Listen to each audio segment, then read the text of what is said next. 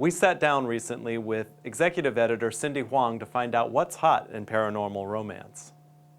Hi, I'm Cindy Hwang, and I'm executive editor with Berkeley Books, and we're here to talk about paranormal romance.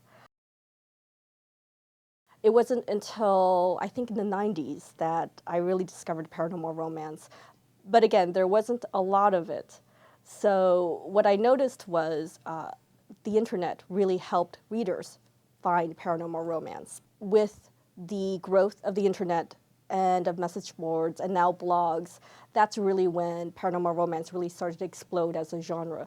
And a lot of the most popular authors in paranormal romance have very strong web presence, and that is not a coincidence.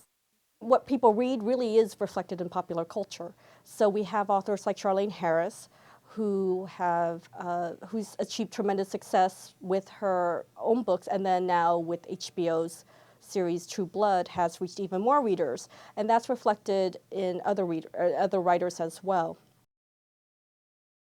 Shapeshifters are extremely popular, and it's not just werewolves. We have shifters from dragons and cats.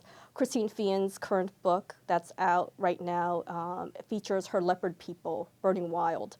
And her leopard, even though her leopard people are some of her most popular creations, even though she's only written a couple books featuring them.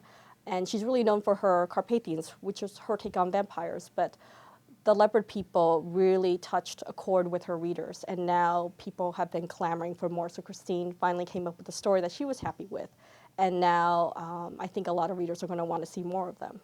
Angela Knight, who's one of Berkeley's big romance authors, had a book called Master of Dragons about a dragon who could take human form, and he was the hero. That kind of conceit where a magical creature can take human form is very popular. Jessica Anderson writes a series for NAL that uses the Mayan doomsday prophecy, the end of the world is coming in 2012, as the starting point for her series. And those have been doing quite well, and she's really making a name for herself.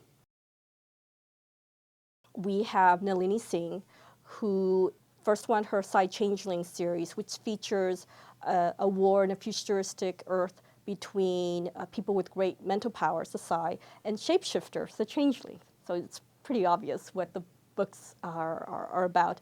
And then her second series, The Guild Hunters, which features a vampire hunter set in a world where the angels are not the kinds of beings that you read about in the Bible, but they are the rulers of the world. And they're the ones who created the vampires. Alyssa Day, who uses the legends of Atlantis as a jumping off point for her Warriors of Poseidon series. In June, we're going to be launching the next book, Atlantis Unleashed. And then in July, we're publishing Atlantis Unmasked.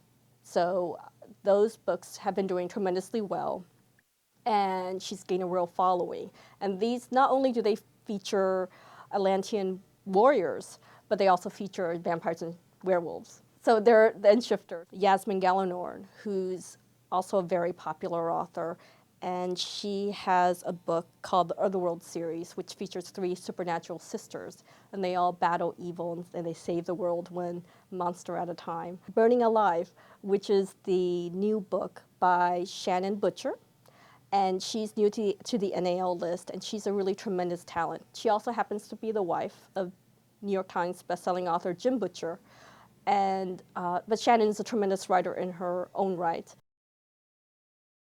One of the things that we did this summer was to help promote our future paranormal stars was to put together a sampler of 6 titles, 3 from the Berkeley list and then 3 from the NAL list, and we even have the individual covers on the back.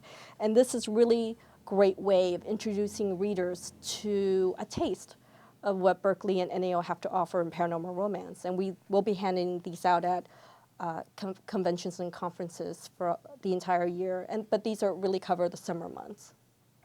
This is What's Next with Cindy Hwang, and now back to Craig.